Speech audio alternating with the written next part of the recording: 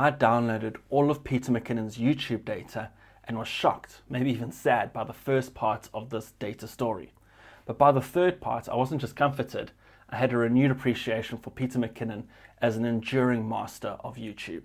The first part of the story is that none of Peter McKinnon's videos uploaded in the last 2 years have received 1 million or more views. You have to go all the way back to February 2023 to find the most recent video of his to get 1 million views.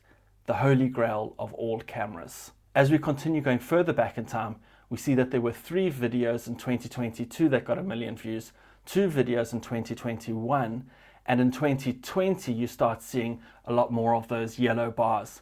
And it's not just that there are more videos with 1 million views, but there are videos with 2, 3, 8 million views, 10 million views.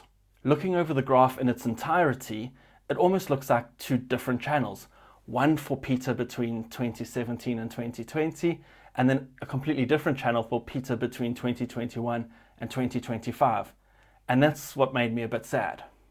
You see, Peter converted me way back in 2017 or 2018 from seeing YouTube as purely a utility, where I would search for how-to videos like how to use the manual settings on my new camera, to so much more than a utility. And I was wondering, what had Peter been up to the last week? And I'd go on and I'd watch his latest video, probably making coffee for the 100th time or something like that. But it wasn't to learn something, it wasn't to search for how to do something.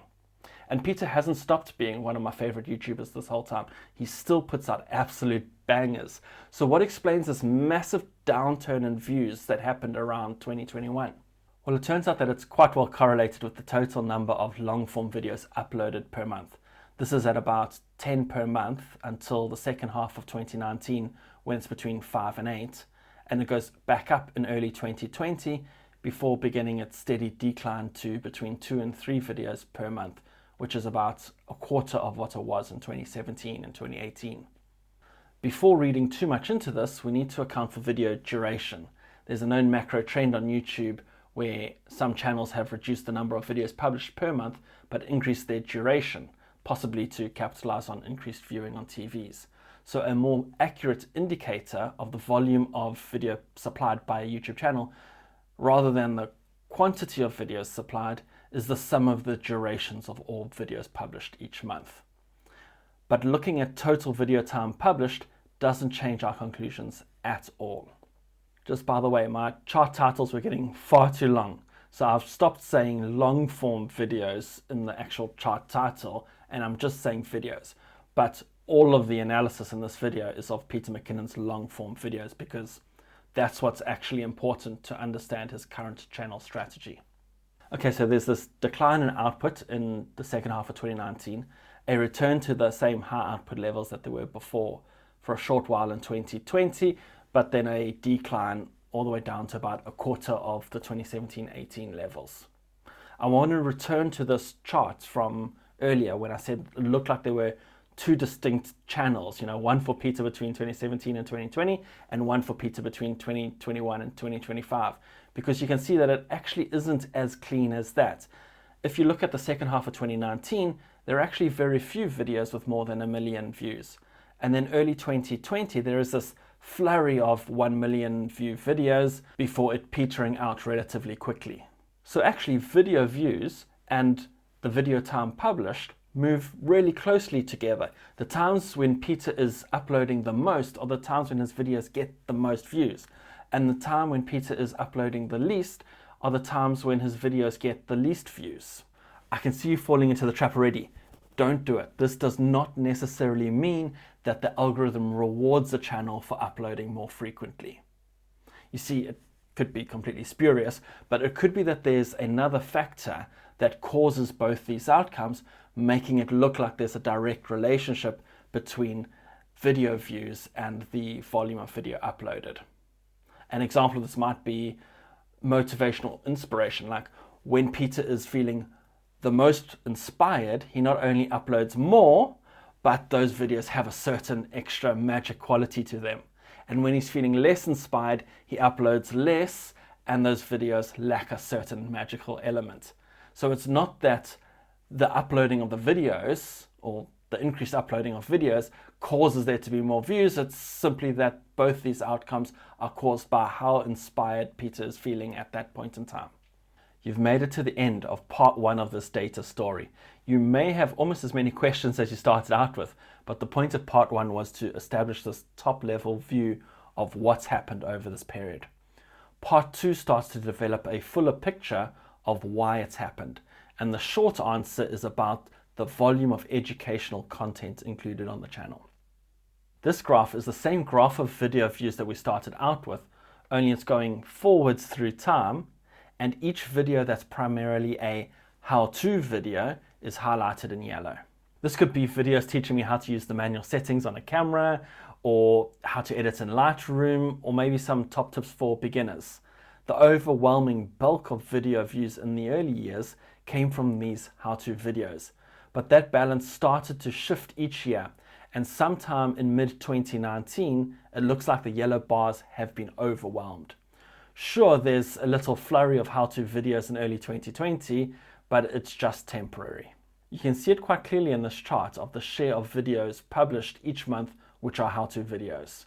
The proportion comes down each year, with a flurry in early 2020 holding the decline in the 6-month rolling average at 20% for a while, but it ultimately drops to almost 0%.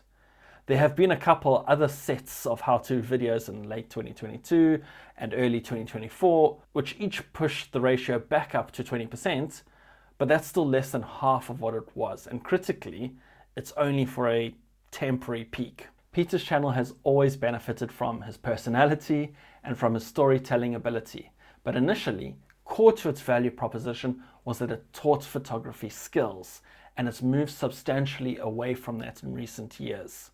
It was a photography and videography channel, and it's become something that's better described as a photographer's vlog channel. Now, that's still a very appealing value proposition to myself, to hundreds of thousands of others, but for those who are just there for the skills dimension, it obviously isn't as appealing to them. And it, of course, also won't rank as well in search. Compounding the effect on views that this change in value proposition had was when it happened, which is 2019-2020. Obviously, there was a lot in the world that was changing at that time, but one of the things was an explosion in channels on YouTube, including a big increase in high production quality vlog channels, maybe spurred on by the increased quality of smartphone cameras, but also the availability of high quality DSLR and mirrorless cameras. So essentially, he stepped away from the protection that he received by being an established expert in the skills relevant to that educational content, and into a part of YouTube that had increasing competition, where there were very limited barriers to entry for new channels, and where incumbent channels received very little protection. Okay, so we know what's happened, and we now know why it's happened. The third and final part of the Peter McKinnon story, as seen through the lens of data, is that he seems very happy with this new version of his channel. He could easily reverse the decision and go back to the way that he ran his channel in 2017 and 18, pumping out a high volume of videos, focused largely on skills, on photography education, and do very well.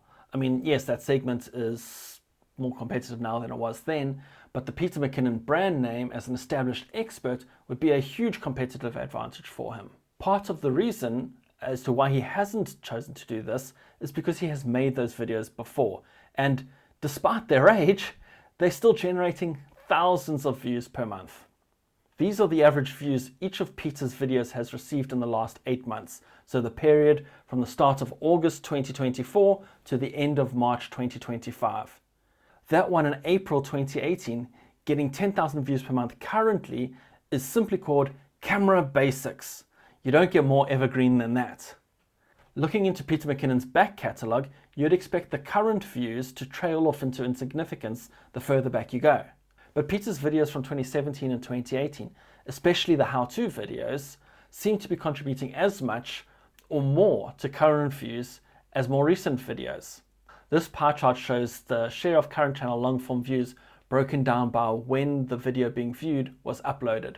1 out of 6 current views are on a video that was uploaded before the end of 2019, so before the start of COVID. And 1/4 of all channel views are for videos older than 4 years. only half of the views between August 2024 and March 2025 on the channel were on videos uploaded during that period. Peter McKinnon's back catalogue is obviously very strong. And isn't that the whole point of building up a library of evergreen content, that it gives you the passive views that keeps your channel ticking over and allows you to make the kinds of videos that really bring you the greatest joy and make as many or as few videos as works for your life at that point in time. I can't remember if it was Colin and Samir or John Yushai who said this, but it really made me think. And the quote goes like this: "The YouTuber you want to be isn't Mr. Beast. It's Ryan Trahan." And the point being made is that if you're a YouTuber and you prioritize YouTube, it can easily consume your whole life. And Mr. Beast has actually spoken very candidly about this. And it's not for everyone. Actually, that's not strong enough. I think there are very, very few people in the world who can be as single-minded as Jimmy Donaldson has been about YouTube for as long as he's been doing it and maintain their sanity.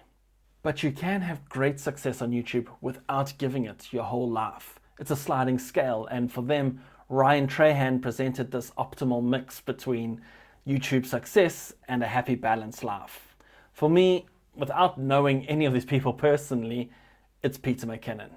I'm under no illusion that he hasn't had to work really hard and make sacrifices to get to where he's at, but it looks like he's set himself into a really healthy equilibrium. He produces what he wants, when he wants, for a core dedicated audience. It looks like he's really loving doing it. And based on his upload frequency, I suspect he's still got a really good amount of time for other priorities in his life, maybe even higher priorities than picking up a camera. And because he's been able to settle into a healthy, happy equilibrium on YouTube, that's why I think he's one of the masters of YouTube.